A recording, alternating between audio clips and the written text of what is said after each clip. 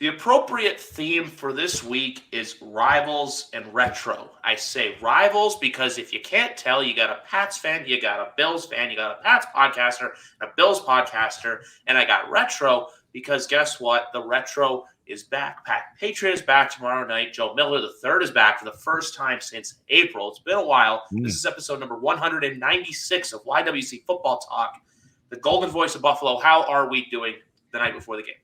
The golden voice of Buffalo. Wow, I like that. I'm doing good. So I've got a football team that I full well expected to come in and wax the entire NFL throughout the entire season. And I very much believe that every other fan of every other team, save maybe the Chiefs, probably expected the same team, that adding Von Miller would put them over the top. And meanwhile, we have been struggling since halftime of the Packers game. So I'm a little apprehensive. We'll see what happens.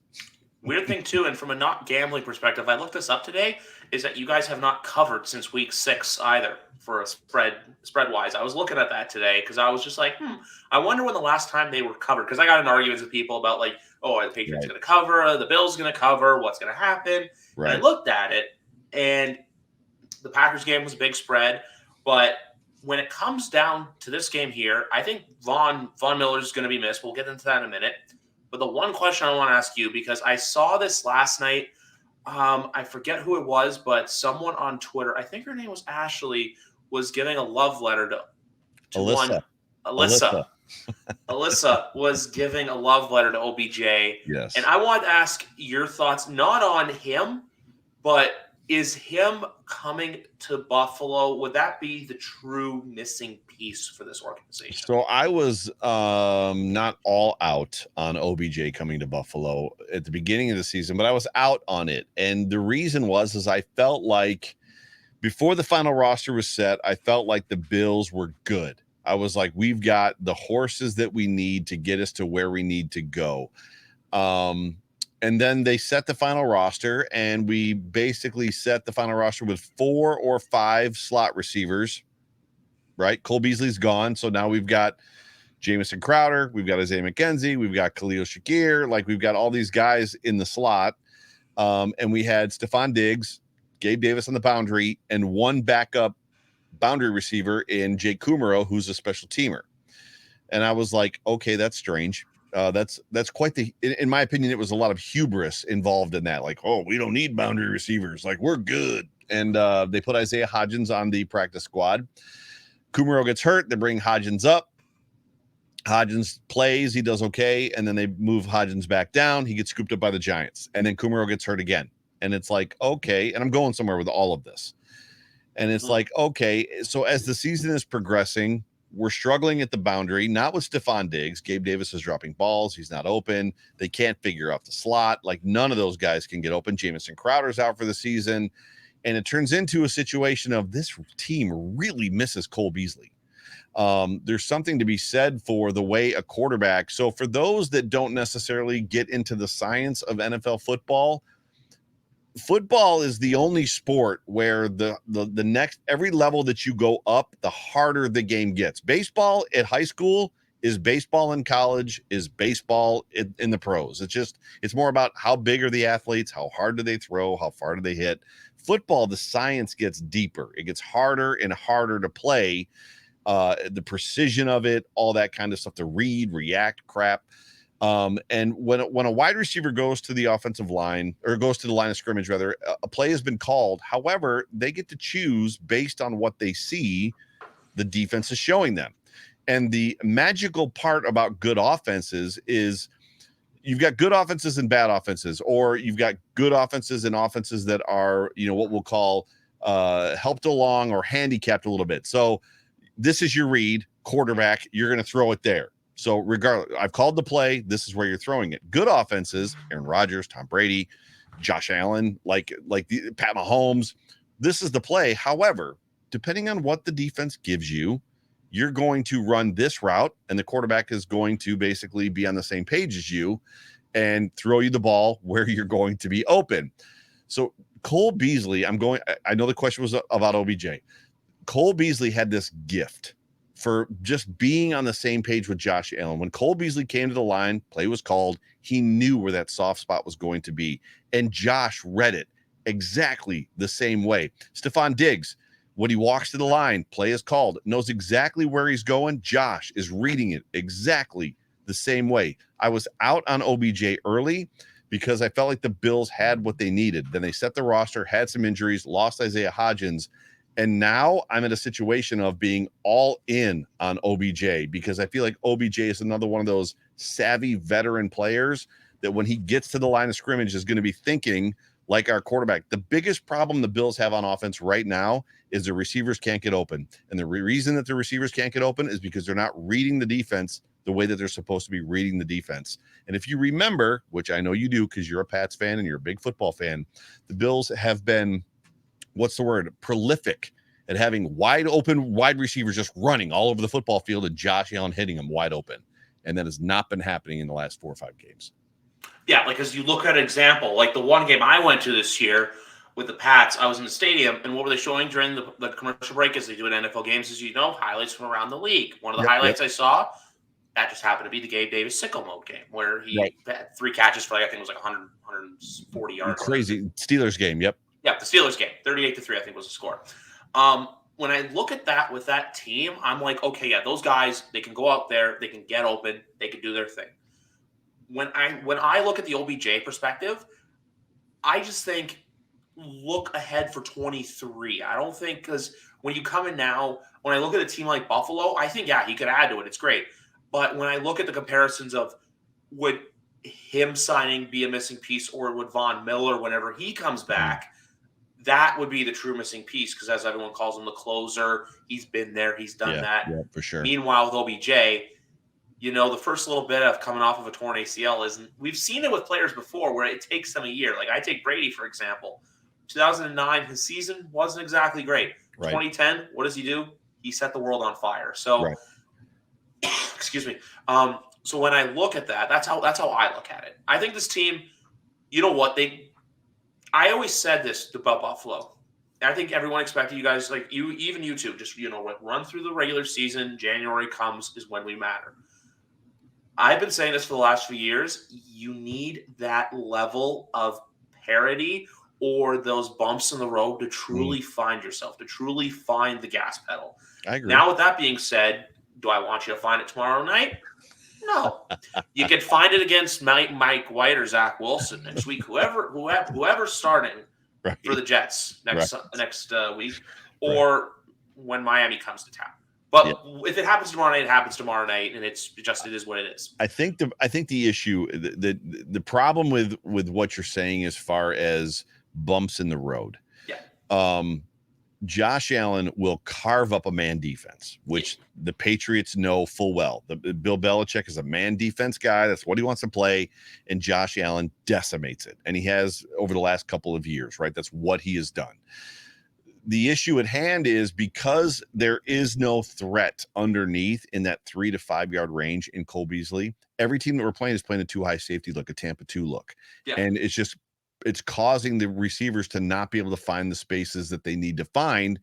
And it's just so OBJ coming in now, just the threat, in my opinion, of OBJ being in that slot, or Diggs if they swap him in and out, which they probably would do, and knowing that I got to worry about that guy that's going to like catch the ball for 5 yards and be basically, you know, cut first or second down into half, right? So 2nd and 5, it's going to drop them into a single high safety look, which is going to open the entire field up for Josh, which is a big part of the problem they've been. I mean, for God's sakes, people have won Super Bowls by basically just going to a Tampa 2 and shutting teams down, right? So, I mean, that's effectively what happened with the Dungy years and other stuff like that. So, but yeah, sorry. So effectively what the Buccaneers did 2 years ago as well. Right. You can make that argument. Right. That was just the way I look at it for Buffalo. When I say bumps in the road, I always mean, you know what, in November, you see some teams kind of like, you know, you fall, you trip over your own feet. We've seen it with LA. We saw it with Tampa. Hell, Kansas City in the year when they won, Mahomes had his injury woes. That's just my thing when I look at it with Buffalo. I see a team. I see the potential is there. I just think that, you know what, you let them get hot at the right time. Like say if December, like tomorrow's December, it's December in like less than 2 hours. Yep. they come out there tomorrow night and they absolutely stomp New England, it's going to be one of those things where, next day they're back, Super Bowl bound, party on Delaware, party on Chippewa, call it what you want. Yeah, but then if they lose, though, it's going to be that, that whole, are they for real? Are they there? Which, you know what, I know from experience isn't exactly the worst thing in the world to be doubted, only because I'm not saying that anyone's doubting them on the Super Bowl level. Because look at how people have been putting the Eagles on a pedestal, and then the real football people like you and me kind of can see, hey, the cracks are there. Sure. Meanwhile, with Buffalo, I look at it as cracks. Like, you know what, hey, they can have a couple of games where you trip over your own feet, but at the end of the day, even though they're second place right now, this team is going to be the team that's going to be there in January. You know how there's your pretenders and then there's your contenders, because Buffalo's proven it the last 3 seasons that they're the team to beat. Yeah. And you would know, I mean, Patriots fans are going to know better than even Bills fans. I mean, you guys have been through those years where the Patriots came out, they're getting beaten by a bad Chiefs team, like before Patrick Mahomes, and it's like 0-3 or 1-2 or 1-3, and everybody's like, oh, the Pats are done. Bills Mafia is losing their minds because the Patriots are finally they're done, and then they go to the Super Bowl and win. Right? I mean, that's effectively what we're talking about. And I'll be honest with you, that's not a comfortable position for Bills fans to be in. Like, we're not used to like the bumps in the road, even in the Kelly years, right? So in the early 90s, when this team was dominant, they rolled over teams. They literally, and they would have a bad loss and then they would destroy the next team. They just obliterated teams back in the 90s until they got to the Super Bowl. That was the one game they couldn't win for one reason or another. The Bills were the winningest team in the 90s. Right? Not the Cowboys, not the Steelers. The Bills won more games in the 90s than any other team. And they beat the NFC more than any other AFC team did, I think, by double. They always beat the NFC teams in the regular season. Then when that final game of the season came, they just couldn't push through it. So this is kind of a new space for us to be in. I like it and I don't like it. I don't know how you guys dealt with we have the best team in football, because it almost makes the game less edge of your seat ish, right? So I started the season with like, this team's really good, the Buffalo Bills. Like, these guys are good. They're going to beat everybody. And then it's like, this is kind of boring because I'm just expecting them to wax everybody. And they were kind of early in the season. Even the Dolphins loss. I mean, the Bills put up a crap. Josh Allen threw for 400 yards in that game. Yeah. They beat them on every level except the final score. It was crazy. And now that they're, as you said, cracks, now I'm nervous. And now I'm enjoying football again. It's like, I don't know, maybe I'm just a glutton for punishment, but maybe you can speak to that. I don't know. I'm going to say, I feel like where you're coming from, it's a bit of both. It's a bit of, you know what, you're anticipating, because, like when Buffalo back in the day, when they'd have the 3-0 start, and then it just goes down a hill, you go down the crapper, you go off the Max Kellerman cliff that everyone's waiting Brady to go off of. Right. But the way I've always seen it is, hell, Patriots lost one of their worst games ever in the same year they won the Super Bowl, the Miracle in Miami. Yep. That's just where I look at it, where it's like how we've always been, where it's like, you know what, hey, it doesn't matter. Sure, there can be cracks. Sure, there can be X, Y, and Z. But we know at the end of the day, mid to January, we're going to be there. So that's the thing that I think Bills fans have to keep reminding themselves of. You guys are going to be there unless for some reason there's a crazy upset, say wild card weekend, say divisional weekend again. Right. But then it's kind of like where you go back to square one. But chug along. I think this next 3 stretch, I think it really, because that's the thing with the Bills I'm more worried about with anything when it comes to cracks, is the fact that you guys have not, that we're the 2 teams in the AFC East right now. We're 2-1. Never mind. We're 2-1. You're 0-2 in division. We're the only one.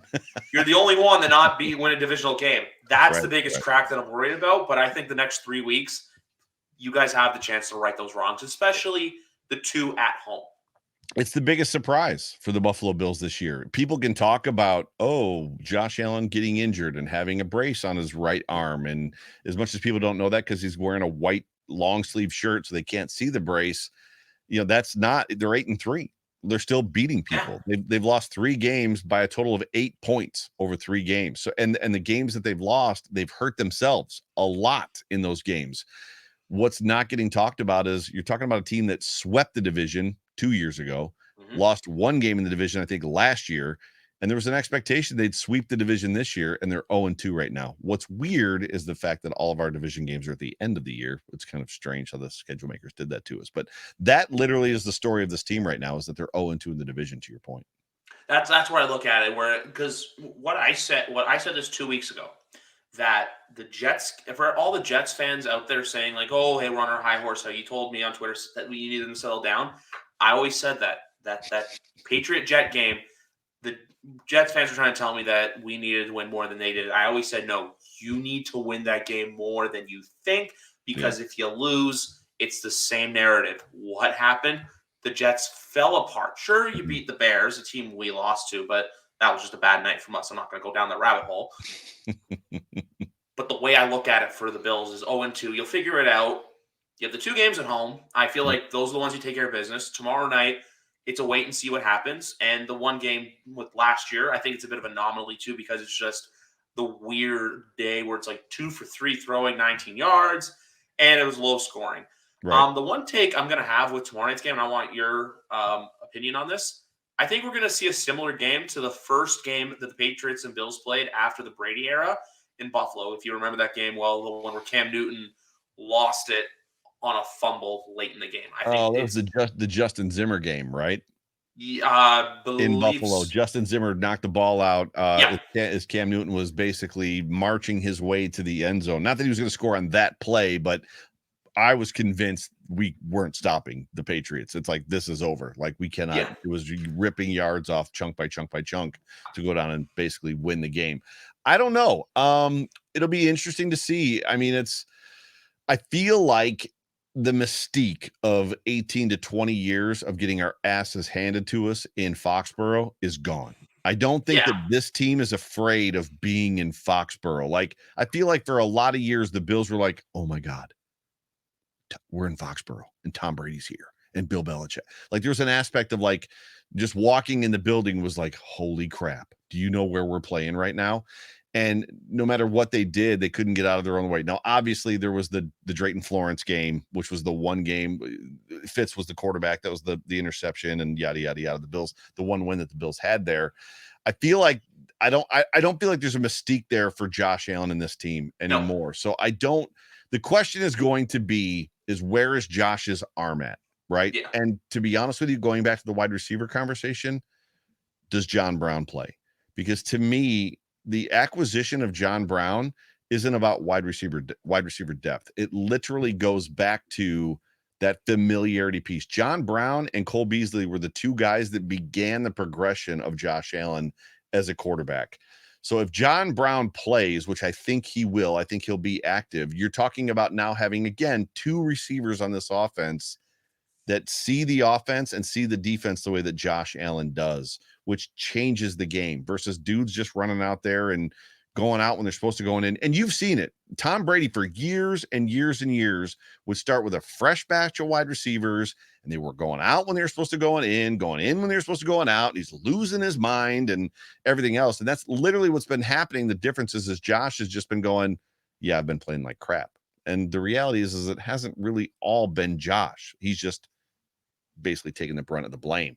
So this game for me, it'll be interesting to see. I don't see it going necessarily ground and pound on both sides of the football. I mean, Cam Newton's not coming through that door, and Mac Jones. I meant score-wise. I could see a similar result. A low-scoring game. Even with the woes that the Bills are going through, and this is the part as a Bills fan and as a content creator, and I know you get it, Griff, because this is what you do as well. I make these cases and I make these arguments about how the Bills are struggling. They're not good. Josh is apprehensive and he's tentative and he's lost his confidence. And then it's like, oh yeah, by the way, they're averaging 29 points a game. And it's like, wait a second, how are they averaging 20? Like, even in the bad stretch, they're averaging 29 points a game when the offense looks like a shell of itself. And it's just like, I don't know. To be honest with you, bro, I don't know what to expect.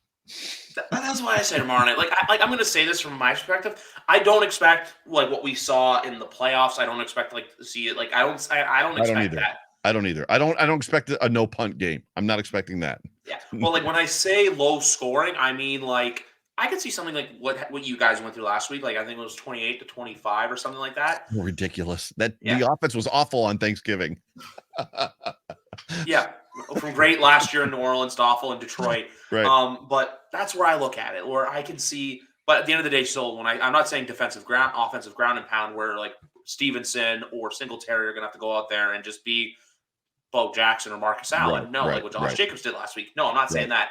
I'm just saying in the sense I can see the defense is making a few plays here and there. Our line's looking good this year. You guys are getting healthier on the line. Obviously, Miller's gone, but I believe Rousseau and Espinosa are going to be playing. Rousseau, yep. Mitch Morse is back. Yes, all three of those guys are back. Yep.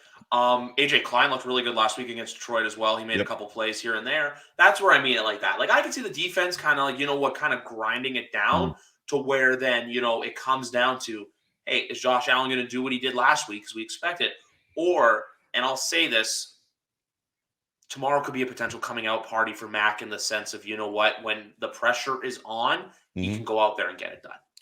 That's the question. I mean, you're talking about a quarterback in Mac Jones who has had flashes at times, has the tendency to be erratic at times as well, and has been benched, right, for Bailey Zappi. Even it was the Bears game, and Bailey Zappi in a game that a god-awful Bears team. And I know you don't want to talk about it, so we're not going to go down that road, but a god-awful Bears team that's awful without even worse without Justin Fields, but Justin Fields played in that game. Mac Jones couldn't even complete a pass. Bailey Zappi comes out, and it's like, and literally I was like, you're kidding me right now, right? Like, this kid, is he really good? Because as I'm watching Mac Jones in that game, I'm like, surely it's not Mac. Mac isn't the problem. Like, they're just not executing. Meanwhile, they throw Bailey Zappi in there, and it's like, oh, completion, touchdown. It's like, what? Okay. And so coming out party is a big word. I think, I don't want to say Mac has arrived, right? I don't think it's a situation of arrived, but I don't think he's that far away. I think he's a couple games from solidifying himself as potentially the guy that's going to be there. But maybe you can answer that better. The guy that's going to be there for the next 4 or 5 years, he's going to get a second contract, in my opinion. But maybe you guys don't feel that way. It would be a surprise to me if you didn't. I look at the Bailey Zappi situation as he's a backup that when you need him or when you can call upon him, spark. He's a spark that can answer and you trust him. I think in the NFL, you need a trustworthy backup. You guys with Case Keenum and now us with Bailey. Someone you can go and rely on. Excuse me, something in my throat. When it comes to Mac, coming up party, you know what? Yeah, it's a bit of a more, that's a big boy word. Yeah. I think tomorrow night he can get a badge of respect. If he goes out there and makes a play, he would have to come out and carve up the Bills defense. Like they would have to wax the Bills. Oh, I don't mean respect from the Bills. I mean, like, no, I mean from the national media. Like if they came out tomorrow and he's picking number 28 of 34 for 340 yards with 3 touchdowns, and they beat the Bills 32-10. We are lauding Mac Jones. Oh my gosh, he played a perfect game against Sean McDermott and the Buffalo Bills, and Josh Allen looked like crap, and blah blah blah blah blah. That's what would if it's 16-10 or 16-13. I don't know that it's a coming up party for Mac Jones. That's where I said that's where I'm gonna pull the gears back on the coming out party aspect. And when I say respect, I mean in the sense of where they everyone can kind of see where it's like, hey, maybe he's got something, kind of like at the way how some people looked at Josh towards the end of 2019, where you're like, he has the it. It's just, when is it going to be? When does the it coming out party truly happen? Like what we saw where Mac right now towards the end of his second year is going to make the third year. Is he going to make that leap? Like, for everyone already telling me like, oh, he may not be the guy. I always say this. I wait till the third year to truly make a judgment on a quarterback. And a lot of people did that. We saw it with Josh. Mm-hmm. We're seeing it with Tua right now. We're seeing it with Hurts. We're seeing Jalen Hurts. You want to talk about a coming out party? That kid looks like I started the season like, I'm not a believer in Jalen Hurts. And who is Trey Lance? And I still don't know who Trey Lance is, but Jalen Hurts is the guy. Like, that dude is good. I'll say this about Trey Lance in San Francisco. That's the team from the NFC. I'll say this. I really like that team to get to the really? Super Bowl. With Jimmy Garoppolo as the quarterback, though? When your defense is that good, you can get average play. It's like 2015 Broncos, if you remember that team Yeah, very but the well. defense is good, but that defense isn't much different than when, I mean, Robert Saleh was the defensive coordinator when Josh went out there and just Oh, I remember that game. destroyed him. Like, and that was Cole Beasley had a game that night, didn't he? yes. He had a good game. I think Gabe Davis had a good game, but that was that was almost Josh's coming out party as far as that goes. Not that he hasn't had a couple already. The Niners are an interesting team to me because there's games where I've seen Garoppolo not be able to complete a pass. Yeah. It's like, what is going on right now? And then there's other times you're like, oh, that team's for real. So it's been a weird year, bro. The whole year has been weird. Like, I still don't know what's like when I say too with them Super Bowl, I just mean in the sense of like, if Jimmy Garoppolo can go out there and play and not screw it up enough, Not hurt him, right? You don't hurt him. He can go out there, do what he's told, and you know what, the defense can go out there and you don't have to worry about it. That's more or less what I mean. If Jimmy can not, fall on his own face or trip over his own feet, he can go out there and he can do that. Yeah. I was gonna do this where basically, we could do this the normal way where I say, hey, what do the Patriots need to do to beat the Bills? And you say the Bills to beat the Patriots. But I want to do a little role play reversal where All right. you give me the Pats keys to victory. But first, before I start off, and I want to start off because I want to say what I think Buffalo needs to do. Sure. Keys to victory, and you can also give me concerns. And the first one, before I go down any rabbit holes, I think the Deion Dawkins absence is going to have more of an impact than the Von Miller one, potentially. Potentially. I just say that because I know from experience offensive lines. So when I look at Buffalo, I don't look at how everyone says oh, Diggs can go out there and have a big game. I think you need how Isaiah McKenzie was ripping it off. Isaiah McKenzie, a guy who's pestered the Patriots the past couple times they played them. You line him up on the right, you line him up on the left. He gets the ball and he just flies. I think if you guys are going to win tomorrow night, I think someone like him or Davis is going to have a big game. Mm-hmm. I look at a way too for where I can't say anything about the Patriots receivers because look, we don't have that guy. We don't have that force to cover. Devontae Parker has traditionally eaten the Bills up. That doesn't mean the Dolphins ever beat the Bills, but he was about 100 yards receiving every game he played the Buffalo Bills. Every time. We'll see what happens with that. But when I look at two with Buffalo, I think if you want to win, I think you got to get the run game going, and you have to have Josh Allen more than complete his passes. If he's going to run, he's got to be able to read the Patriots safeties like a book. If he can do that, because I know Kyle Duggar, Jabril Peppers, those are going to be the guys that are going to be spying him all night long. Those are going to be the guys trying to avoid. And the other one I'll give to is because this happened last week. I think we need I think you guys, if you want to win, need a Dawson Knox game. I think Dawson Knox has to have a game. Someone who's been relatively, I don't want to say quiet, but he hasn't been. I know obviously there's a lot off field that he's been going through this year. I just I can't imagine that.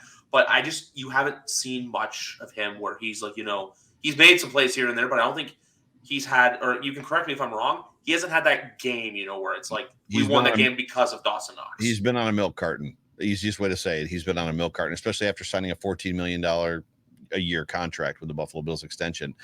I think where you're coming from isn't necessarily off. I just don't know how much confidence I would have in it because the Bills have been reading. Josh Allen has been reading the Patriots safeties like a book. Josh has been beating the Patriots without the run game. So to me, if anything, Bill Belichick wants to come out and shut Josh down. I don't know if he can or not, but we'll see. As far as the Patriots beating the Bills to play my side of the role, the big thing for me, and it's funny because there's conversation going on Twitter right now about how Bills Mafia, doesn't respect this or that, and like Matthew Judon, and we just love to hate. And it's like actually most of Bills Mafia wanted Matthew Judon. Like Matthew Judon is a great freaking football player who would, and he's a 4-3 defensive end. We run a 4-3. He would fit amazingly well and would have if we had gotten him. He never considered it. He went to the Patriots. He didn't even look at us as far as that goes. However, last year in the 3 games the Bills played against the Patriots and Judon had COVID in one of those games, Judon didn't show up. Like literally, aside from trying to trip Josh Allen as he was going by, most of the time it was Josh was by him and he was like, oh, he's gone. So for me, the key to this football game and the potential game wrecker is Matthew Judon losing his mind in this football game, which comes down to that offensive line piece that you talked about. Now, my understanding is Judon's going to come from the right side. He's going to come from the weak side. He's going to come from Spencer Brown's side, not from Yes. Deion Dawkins' side. No. Deion Dawkins, however, being out is a problem.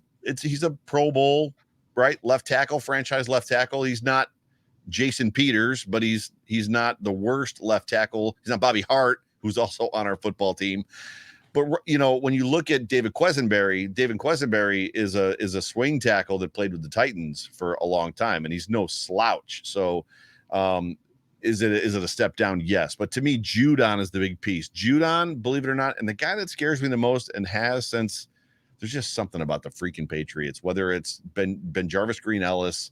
And I remember the first game that he freaking played against us as a rookie. You guys opened the season against us, and that dude, and he trucked us, is literally, and his name is now escaping me, running back that you have now. Ramondre Stevenson. Stevenson, yeah. That dude is just, every game he's played against the Bills, it seemed like he was, not every game, several games he's played against the Bills, it seemed like he was just on the cusp of like taking the game over physically, and then Belichick put the other guy in. And it was like, thank you. Does that make sense? Like it seems like he would get the defense tilting, and then they'd bring in James White or Damian Harris. And I'm like, oh, thank God. Take that guy out. Please take that guy out. With no Damian, I know Damian Harris had a huge run last year against you guys in the Snow Globe game, but he's not playing tomorrow night. I think it's going to be Ramondre. Kevin Harris probably will get activated. We'll see about JJ Taylor too. And that's why we do this, just so we can both read off each other with the Bills. I'm not saying Josh has to. I'm just saying that's something I feel like if the Patriots can read Josh Allen, they'll beat him. But at the same time, too, more like how I was saying defensive earlier, this is also going to come down to which quarterback makes the mistake. That's where I feel like the offensive line woes come into effect because you guys without Dawkins, the Patriots without Isaiah Wynn. We'll see about David Andrews if he plays, but it's sounding like he's going to give it a go tomorrow night. I agree with Judon, who ironically his last two seasons have ended at the hands of the Buffalo Bills. Right. There's a little tidbit note. Literally on the same day, a year apart, January 15th last year, January 16th the year before. Look it up, because remember, who'd you beat in the divisional round 2 years ago? The Ravens. The Ravens. That's right. Matthew Jones with the Ravens. Yep. Taron Johnson had a pick six. Taron Johnson had the pick six, and then Lamar went out. He had the concussion. Yep. Lamar had the concussion. That was the night that I got COVID. Ah, lovely. I got it the night before the draft this year. So gotcha. Yeah. So that, and then last year, obviously, there was the 47-17 game. So Matthew Judon's season had been ended at the hands of the Bills. I know there's the fun going back. There's the tweets with you about him with free agency. There's also. I can't believe you responded to me with that. Like there was the whole when that, and I retweeted it today just because it was fun. And if he sees it, and people are like, "Oh my God, you're going to give him fuel," he's trying to recruit people, which is what you do. And it's like, why can't I get people to come to New England? And you're just being a funny guy. And the GIF was perfect. And it was that game, right? It was that January playoff game where Josh Allen just lost his mind against the Patriots. And it's like, that's why. That dude right there is why. And he's like, what did I do to deserve this? And it was a great, little thing. But sorry, side note. No, it's all good. That's where I look at it, where it's just like, it was like a little funny thing. And I know at that time in March, I saw you doing it. I saw, Sal, Capaccio. He made, I think, more of like a dig shot where it came to the whole Tom Brady and stuff like that. Meanwhile, we're just having fun with it. That's where I like to see it, where it's and I'll also say this too, out of all the Bills fans, I've seen more Bills fans take shots than you. Like this week, Mr. Greg, you didn't have to say that we were going to get mollywopped in our nice uniforms. Gosh. Got about Greg Thompson. He's been on here before. The one show you weren't able to do, I made a DM out, and Greg came in and filled the job. So, and just a little sidebar note, folks, he might be coming back on in a couple weeks. Greg's a good dude. Greg's a good dude. Yeah. Greg is a good dude who knows a lot about the game, too. No, it's smart dude. Way smarter than me. But that's the thing, though. And that's the thing you and I have kind of learned from when it comes to creating content like this, where there's going to be people who come out of nowhere and take shots. And also, I'm going to say this for right now, for all the Patriots fans that say like, oh, hey, we're better than Buffalo, this. No. I think it's just them painting a facade. We know at the end of the day, look, it's your time. You guys are the kings of the division. For us, if you were to tell me right now, 6-5 at this point of the season. Yeah, sure. It kind of sucks that tomorrow night is considered a must-win game, but the Patriots are where I thought they would be back in, say, April or May. Yeah, it's interesting because when I looked at this year, I still thought the Jets were going to be at the bottom of the division, and it's not too late for them still to be at the bottom of the division with a decent record. I didn't know necessarily what to expect from the Patriots. The Patriots, I on my shows, I call the Patriots and have for, I think, a year and a half now, the annoying nephew at Christmas that just they just won't go away. They won't leave you alone. They're like, you got your plate of food and they're hiding around the corner and they jump out and scare you and you spill your plate. Like, they're just the annoying little nephew that just won't go away.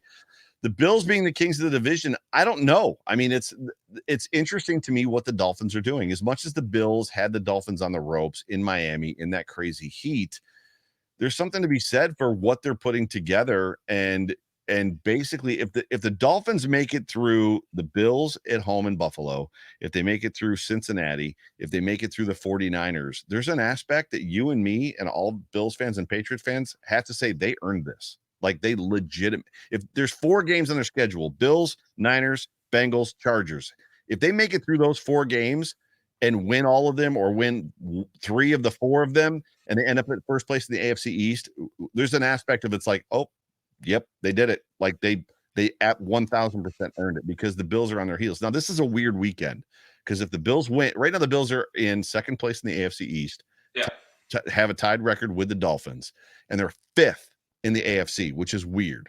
Like, they're behind all the division leaders and they're 5th. If they win this weekend, the Dolphins lose to the 49ers and the Chiefs lose to the Bengals. They're number 1 in the AFC East. They're number 1 in the AFC. Super weird. What a weird flip, right? Yeah. Super, super weird.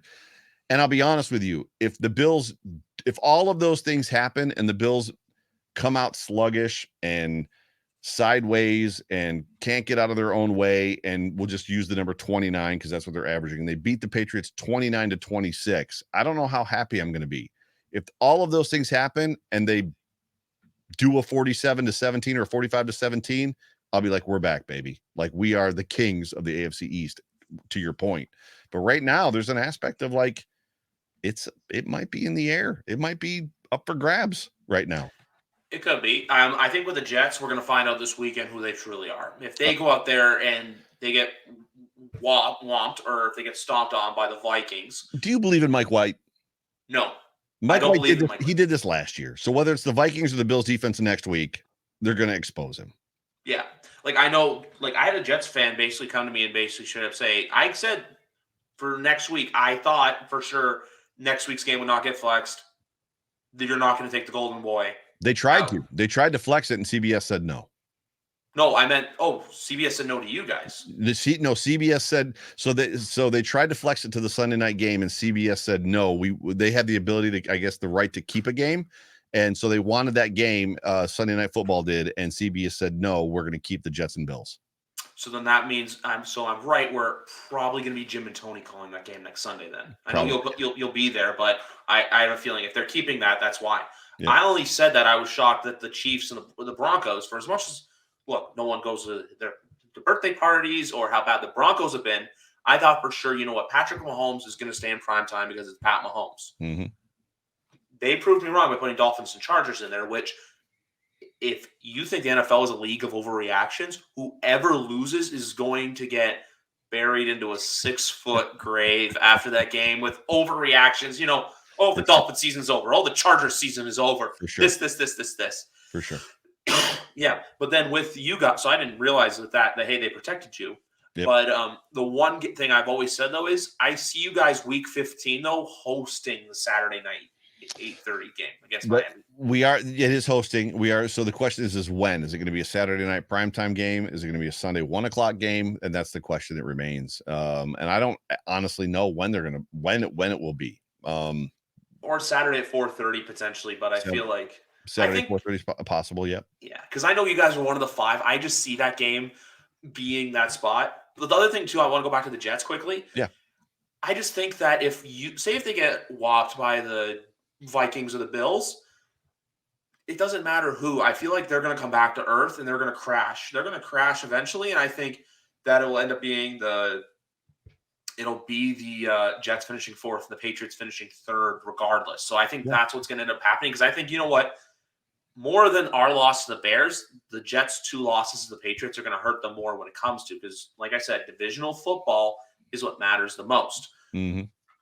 And if you have to go back to Zach Wilson, that's where, you know what, I agreed with them putting Mac back and just sticking to Mac going forward after the Bears game, because you know what, hey, we trust our quarterback. And to think if Zach Wilson had said, yes, I screwed up, he'd still be playing.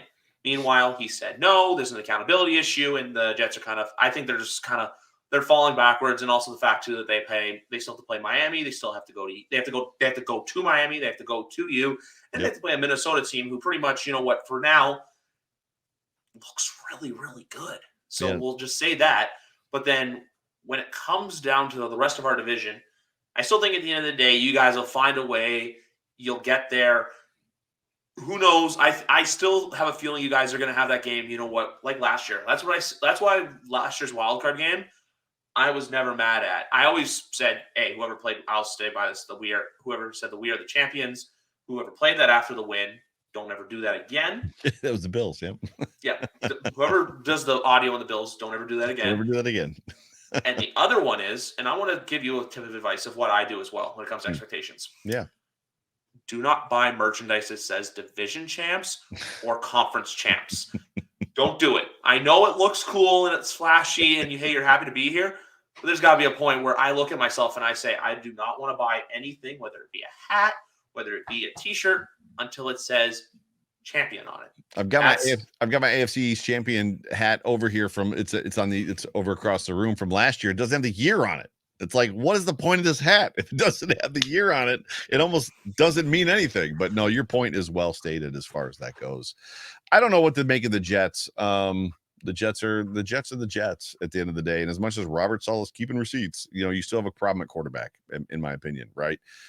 Sauce Gardner looks like the real deal. Quinn Williams, right, is unbelievable.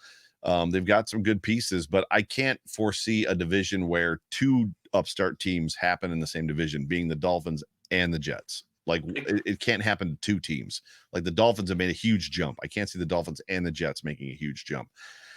The Bills' destiny is in front of them. I mean, if they win, it's one game at a time. And if they take care of the business that they need to take care of, then they could potentially do what they need to do. The good news is in 2020, they went on an 8-game or 7-game win streak to finish the season. I think they went on a 7-1 or 6-1 game winning streak last year to finish the season. So this isn't, they seem to get hot at the right time. So everything is in front of them. They've just got to figure out a couple bugaboos, which it seems like they might be working towards. But I appreciate your confidence. To me, I just see a team that's struggling, and there's a little bit of a book out on them right now. There was a defensive book on them that got solved. The Bills basically they fixed the defensive problem, and there's still a little bit of an offensive book on them, which is basically bracket Stephon Diggs and put your best guy on Gabe Davis, and you're going to shut the team down because nobody else can get open. It's effectively what and that gets back to the original conversation we were having about Cole Beasley, John Brown, OBJ, and somebody getting open to pull those safeties down, right, to open up the field. But yeah. That's where I look at it too, where, hey, if John Brown comes out there tomorrow night and has a game where I know he has like a touchdown dance where he kind of like puts his hands up and does like a bunch of stuff like that. If you see that tomorrow night, I think too, that kind of takes away the pressure of, hey, you don't exactly have to go after OBJ, because right. I know I have my friend Ray Rout always say this too, and he's in agreement, and I'm in agreement to this too, is pay Jordan Poyer, which I know you say Triple B finds a way to get things done, but we'll see if it happens this offseason in Buffalo, because like you say, that's what they want to ask you as well. Is it still wildest dreams land, or is it kind of okay, the dream's over, we gotta the dream's not over. It's just you're in the middle of the dream and you've kind of woken up, right? And it's like I gotta fall back asleep so the dream continues. Wildest dreams land, I have not chirped that a whole lot. There are t-shirts available for any Patriots fans that want one. Hashtag Wildest Dreams Land with Josh Allen's picture on it. You can get them at buffonweck.com. But it's the dream is definitely not over. There's just an aspect of like, it's just a little bit of like, this isn't the dream. Like the dream, not that the dream's a nightmare. We're 8-3, but the dream is looking a little different than maybe it looked before. In regards to Jordan Poyer, the issue that the Bills have, and the Bills are in that space of think of those franchises. It's not the Patriots. The Patriots have always been very good about releasing and moving on from guys, Chandler Jones, and like before it became a problem. Lawyer Malloy, before the contracts got too big. The Bills they're an amazing drafting football team, right? So we've got Ed Oliver. They just signed Dawson Knox. They've got Ed Oliver coming up. They've got Tremaine Edmonds first, Oliver second. Obviously Jordan Poyer, Micah Hyde's under contract for one more year after this year. It's not about not wanting Jordan Poyer. It's more about who gets kept and who doesn't. And then you sign Von Miller to a 6-year, $120 million contract or whatever it was. And it puts you in a situation where you maybe can't keep a guy. I mean, Dawson Knox is on a big contract. And the question, freaking Stephon Diggs just signed a $90 million contract. Like, the Bills are spending money like crazy, but it's not irresponsible money. So it's not what Sean Payton did in New Orleans and then dipped, right? So he puts his team in salary cap hell. Or Sean McVay very soon. Right. And then Sean McVay is doing the exact same thing. So he's done it. And there are reports that he was going to retire after the Super Bowl, dip out, take a year off or 2 years off, and then come back. And now he's regretting it. And he's going to retire after this year and do the same thing. So I've destroyed my team's future, right? Because I want to win so bad. And I'm just going to sail off into Never Never Land and then come back to another team later and do the same thing. So the Bills aren't irresponsible, which is why the Jordan Poyer conversation is so big. So the question you have to ask yourself, Griff, is do you keep a guy that's 32, 33 years old, very good safety in the league, or do you keep Ed Oliver and Tremaine Edmonds? Because it's a 3-man enter, 2-man leave situation. Who are you keeping out of those 3 guys? I'm going to go with the guy who just won an AFC Defensive Player of the Week. That's Ed Oliver. Exactly. You're going to keep Edmonds. And Edmonds. You're gonna go with the younger because safety and cornerback is a position where, guess what? It's like receiver. There's a new crop of kids coming up in the draft this year. I'm not saying they're going to come in and be as good as Jordan Poyer, but you eventually you have your guys. Dane Jackson, I'm really happy to see him back in the field after his scary incident in your home opener. For sure. Kyler Elam's shown flashes too so far. Christian Benford is a 6th-round draft pick, and he's been playing. The Bills played with freaking Levi Wallace for 3 years, and he was an undrafted free agent or undrafted rookie that came to the Bills. Like, the Bills, yes, to your point. So yes, good teams good GMs know how to spend money. Yep. Great GMs know how to draft well. That's why whenever people I think that's like why Belichick was able to not get away with stuff, but why Belichick was able to be so successful for so long is because he could just go find these just diamonds in the rough, develop them, draft them, and then eventually, you know what? Hey, when it's time to go, he knew who to keep and he knew who to get rid of. Hell, he knew to get rid of Lawyer Malloy, who was a captain, who was an anchor of the team for years, got rid of him because he fell in love with Rodney Harrison. Same thing at running back position in New England too. That's where it comes. That's where with Buffalo, the better you get at drafting and the more just hidden talent you find, the better you get. Because, folks, I've been preaching this for years. The draft is not won on Thursday night. You win the draft on Friday night and you win the draft on Saturday afternoon. If those picks turn into bona fide stars, like you said, look at Christian Benford, 6th-round draft pick. Ramondre Stevenson for us, 4th-round draft pick. Yep. You look at those, Jacoby Myers, the best receiver, undrafted free agent. Yep. You look at those players, and if they're the ones to contribute to your teams more than if your 1st-round draft pick fizzles out, it looks bad. But at the same time, too, you get those later-day guys that shine. I'm sorry, but that's what's going to help you win football games. That's why when the Rams were doing them F them picks mantra, I did not buy into it for a single second, because I'm like, you know what? One day, it's like when you go out with your friends. Someone's got to pay the bill eventually, and you know what? Some point you got to pay the bill. Or you can go to your favorite spot, continue just to, you know what? Hey, get the things that may not be as well known, but you know what? Gets the job done. Yep. For sure. That's what we can look at for both our teams. And also, before we go, I could honestly ask you for a prediction, but I feel like we know, hey, I think you know who's going to win. I think you know who I think is going to win. We obviously both know we both know the Patriots are going to win tomorrow night. So it's to settle that. I'm just kidding. For you folks out there looking at me right now, like, what the hell is wrong with this guy? It's all in good fun. It's all in good nature. This is the closest I've done a podcast to a game because it's Thursday. But then after this, for the second Sunday in a row, you and I get to sit back, watch Red Zone with Scott Hansen. That's an elite Sunday right there, bro. That's an elite Sunday. I get 3 of them in a row. Because next week we play on Monday night against the Cardinals. Especially if you've got a W in the bag. When you got a W in the bag and you're watching football on Sunday, it's like, this is amazing. Like, just get especially when you're in that last 5 minutes of the 1 o'clock games, like when like things are just going crazy. Like, it's amazing. But score prediction for me, I think I gave a score prediction. I was on a show. Was it Monday? It was possibly Monday. And I think I said something like 27-21 or something like that. I think I had the Bills within a possession.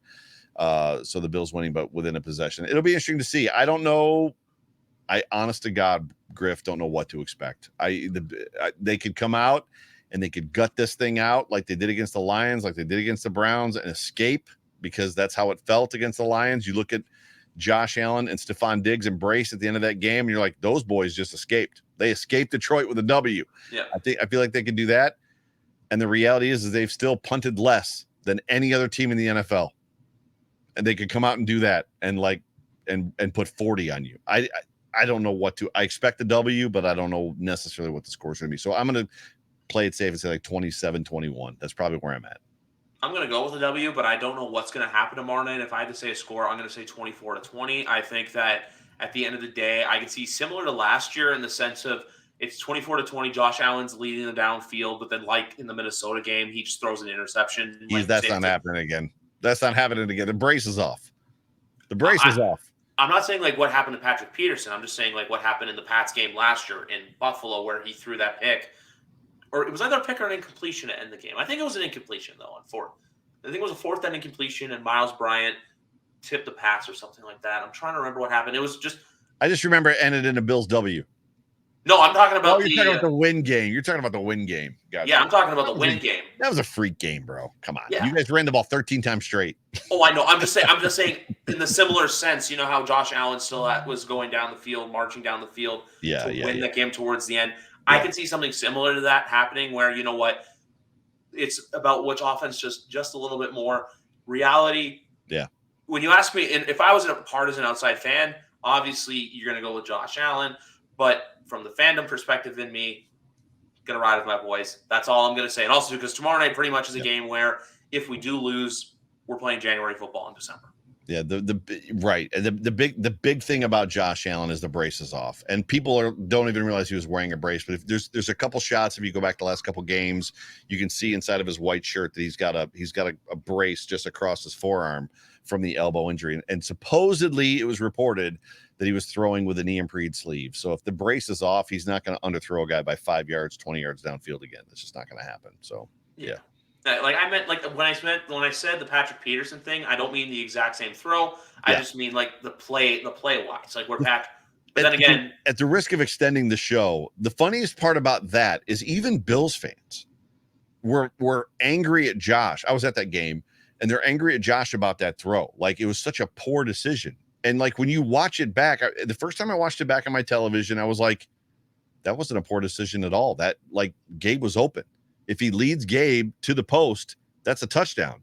And people are, and when I put that on Twitter that like, that's a touchdown pass if he leads Gabe. And then people are like, oh, he can't even make that throw. Nobody can make that throw. And it's like, we've seen him make that exact same throw several times. He made one to Kumaro. He made one to Gabe in preseason against the Packers. I think from farther away, like Bills fans get weird. I don't know if Patriots fans get that way, but Bills fans get weird at times. It's like, that's the worst decision ever. It's like, actually, no, it was a great decision. He just underthrew the ball by about 6 yards because he's wearing a brace on his arm. But I digress. It's more or less that's what the Patriots fans that like I mainly associate myself with are the ones who see it through the realistic perspective, in the sense that I truly know that tomorrow night we just cannot afford to shoot ourselves in the foot. I could come on here and and I can, so I think that's what it's about. Whichever quarterback doesn't shoot themselves in the foot. And also, before we end, I'm going to say this. You've said to me that Mac Jones is the worst crying face, or his faces are bad.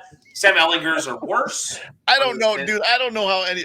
If you were a 6'6", 290-pound offensive alpha male, like playing in the NFL, and like your quarterback is making some of the faces that he's making coming off the field, being carried off because of a twisted ankle, at some point you're like, that dude's a giant baby. Yeah. He's a giant baby. Like football players get hurt and they get up and like, I'm all right. And then they like limp off the field. That's what they're not like. Dude, come on, bro. I know. Come on. Concede on this one. He's got the worst. Sam Ellinger is up there, though. I saw it during that Colts game. That's the thing I'll say. The game that got him fired. That's what I will say. That's what I'll say. You might be right. Yeah, but no. Basically, with this game, like what I was gonna say before is I could vent and bitch about Alex Kemp and the missed call last week, but you know what? Tomorrow night I get to do a few things. One, I get to watch my guys in their throwbacks. I get to listen to Kirk Herbstreit call an NFL I was going to game. go back to those, by the way. I do too, but I don't want to, like, you know how they say it. You don't want to ruin a good thing. That's how I look at it. I don't. Yeah, I totally get that. I just don't like the flying Elvis. I love the old Patriots jerseys. The red is great. The red on the white is great. There's nobody else that. I mean, I guess the Cardinals do the red and the white, but it's not the same. It just doesn't look the same. The Cardinals, though, will not change their uniforms. The only throwbacks I'm still excited about, well, just announced on Sunday, is Seattle's 1990s coming back. Some people don't like those. I kind of like them. I like them. Yeah, the silver. Yeah, this the Steve Largent era. The Largent. Yep, I got Largent's rookie card, so know exactly what you're talking about. Yep. That one, the Eagles Kelly Green coming back next year. Yep. And I guess the only thing, well, I'd say you guys can't really bring back retro because your retro is what you're wearing now. Well, the retro is a standing buffalo. But at some point in time, there's an expectation the red helmets are going to come back in some version, whether it's a 1 game or 2 game or potentially permanently. We'll see. But yeah. The team up north, they're bringing back the goat head, and that's better because nothing is worse than the Buffalo slug. And the only thing I want to ask you before we get out of here. The slug is awful. Quick stadium update. Is there anything else to report on it, or is it just kind of waiting to break ground probably in the spring? It looks like, breaking ground in July, something like that. So June or July, they're looking to break ground. So the all the whatchamacallits, the renderings have all come out, and it's gorgeous. So it's everything that I would have hoped and expected. As far as like it's modern looking, it's wild. I know you've been to the Ralph Highmark Stadium, and what people miss about the Ralph. So Ralph Wilson Stadium, Rich Stadium, Highmark, whatever you want to call it, was built in '73, just like the Chiefs Arrowhead Stadium was. So they're very similar in design. The difference is, and I'll just give you a quick one. The reason that stadium couldn't be renovated is because, as you know, the lower bowl is completely in the ground. So they'd have to like tear down the upper decks, completely dig it out to like extend the concourse areas and everything else. It was impossible. So the new stadium is literally going to be, they're saying 50 feet higher than the top of the current lights, like field lights, which is crazy to me because like the lights are obviously super high in the air, but it's glass surround. It's got overhangs, like to like really kind of control the wind. They're going to change the direction of the stadium to kind of control the weather. My season tickets are in the front row of the upper deck, so like I have the perfect seats. So I'm excited about there being like, I think there's 3 deck rows, so I'll be able to pick, if you will, like a front row to sit in. So I'm excited about that because I hate sitting behind people and I hate being forced to stand up. Yeah, so I'm excited. It looks good, but yeah, they're supposed to break ground, I think, in June or July. Okay. Yeah. That's good to hear. Across the street from where the stadium is now. Across the street. Yep. Yeah. So I just want to figure out, like, when I'm there, like, just how to get there. The only other thing I will say, I'm not going to argue on it about who has a better drive to the stadium because I find, dude, come on. I kind of like the one thing I like with yours is how, like, when, like, I remember I think it's I-90 South, where basically if you split going towards I-90 West, where you're going towards Erie. I liked how you see the sign for the exit, but then you can see the lights shining from the highway. You can see the lights and, like, you know it's there and how it's kind of like this, and then it opens up. You'll see the stadium going forward. It'll be 50 feet higher than the lights. So, like, literally when you hit that road, you're going to be like, oh, there's the stadium right there. Yeah. Exactly. Yeah. And then with Gillette, it was different because so I went there twice when I was there about a couple months ago. The first time we took a train because there's trains that run from downtown Boston to Foxborough, because Foxborough Station literally is a 2-minute walk, like 5-minute walk from the stadium. Yeah. So it's kind of like with the pulling up on the train, then you walk under, and then everything kind of opens up to you. Yep. But I agree with you in the sense of Gillette Stadium as a whole Patriot Place is perfect. Oh, it's gorgeous. And literally that's what New York State should do. And they won't do it because New York State is stupid. My point in that comment about the drive to the stadium was who's the former quarterback that played? It's not Zerline. Who's the former quarterback that played? Zolak made a comment about it just being Like, I don't know why people live in Buffalo. It's the most like dreary place ever. Like, driving to the stadium is the worst thing I've ever seen. And it's like, bro, have you driven from Boston to Foxborough? Because it's not great. And it was just more, it wasn't about the actual complex. Like, Patriot Place complex is like everything that every NFL stadium should be. Yeah. Shopping malls, restaurants, hotels, everything around it. And it's a destination. Hospital too. Right. And the hospital, and that whole idea of an outdoor mall, which was actually started by Les Wexner, who owned Limited Brands in Columbus, Ohio, at Easton Town Place. Like, that was kind of like where that whole thing was birthed. That's what New York State should be doing. They're not going to do that because they're stupid and they're idiots. But that's like, that part is great. But the drive to the stadium, I don't know that one's better than the other. I mean, and let's be honest, the Miami Hard Rock Stadium's in the middle is not in a great place either. I was going to say something bad, but like, it's a horrible location. I've been to that stadium before, like before when it was like Sun Life Stadium and stuff like that. I know my dad went down there last year for the F1 race with Miami, and he was saying that the area surrounding the stadium is not nice. The area surrounding Orchard Park, it's very nice. There's a couple of small little restaurants there. I noticed. It's a suburb. It's a suburb. Both are technically suburbs. It's just the only thing with Foxborough's is there's nothing around it. So if you get stuck on Route 1 leaving the game, you're in trouble. Meanwhile, with me, I don't know if I've ever publicly admitted this on the podcast, but my fiance likes to out me for this, that basically I was like a kid when they leave Disneyland and they're on the monorail because I fell asleep on the train because I was just like overstimulated the entire day. And I was like, just got like, there's a photo of me just like completely passed out and everything like that. So I got to live that out. But the way I look at both drives, I don't have a problem with either one. Either one was nice. The only problem I had last time when I was driving in Buffalo, the day you and I were supposed to meet up, but stuff got in the way. It's all good. We'll do it one day. We'll make it happen. Is when I was driving on the highway towards the KeyBank Center, which, by the way, they actually have renovated that area perfectly, is the sun that gets in your eyes. Still needs some help with the sun, but yeah, go ahead. Sorry. It does need some help. Yeah, the KeyBank Center does need some help. But I can't. It's more the arena than the area surrounding the arena. The area surrounding the arena, they've managed. You're saying the sun was getting in your eyes, that you said? Yeah, that was the thing. Where the drive like there, like it was like literally, I don't know why, but like some of the worst driving I've had with weather is in Buffalo. Like when I was down there last weekend when you were in Tampa, it was like torrential rain on I-90. Right. And then there was other times with wind and stuff like that where it's just like this, where I'm like, okay, do they know I'm here? And the other thing I'll say before we go is if I buy that house, when I looked up the photos of that house of the realtor you retweeted, and you're like, I'll be my neighbor, and I'm going to be the one guy in the neighborhood flying this flag, and I'm going to get egged and like threats on my thing from the homeowners association every single day in East Hamburg. It's actually not true. Bills fans are actually pretty gracious when it comes to that stuff. So there's a lot of Patriots fans, just like there was a lot of Dolphins fans in the heyday in the 90s in Buffalo. There's a lot of Patriots fans in Buffalo now. So yeah, people jump on bandwagons and they stay on them for life, which is good. There's nothing wrong with that. Like who you like. It's okay to like whoever you want to like, right? I always say this: it's easy to be a fan of a team that's good. You earn your stripes when the team is struggling. That's when you earn your stripes. 17 years of it. That's why I know you got, for as much as our teams don't like each other, that's where I can't take anything wrong because I know how much crap you guys have been through to stick with it. And now everyone's just waiting for us to go through that crap. But it's neither here nor there. That's going to wrap it up for this episode. It's always a fun conversation. Like I said before, the golden voice of Buffalo. Enjoy it. We'll have to figure something else out.